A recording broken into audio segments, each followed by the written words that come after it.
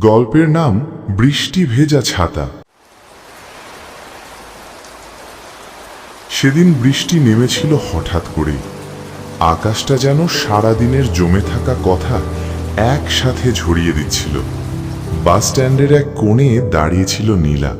হাতে কোনো ছাতা নেই, ভেজা চুল কপালে লেগে আছে, চোখে অদ্ভুত এক ক্লান্তি। ঠিক তখনই পাশে এসে দাঁড়ালো অচেনা এক ছেলে। তার হাতেও একটাই ছাতা। কিছুক্ষণ দ্বিধায় থেকে সে ছাতাটা সামান্য এগিয়ে দিল। ভিজে যাবেন, শুধু এইটুকুই বলেছিল সে। নীলা অবাক হয়ে তাকালো।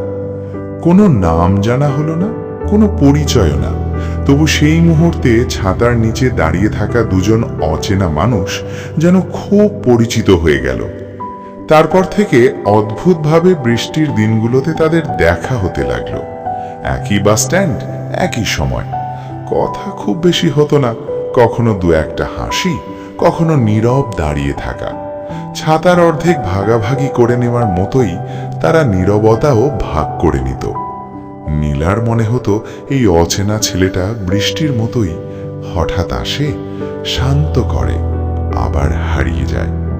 আর ছেলেটার মনে হতো নীলার পাশে দাঁড়ালে বৃষ্টিটাও আর ঠান্ডা লাগে না।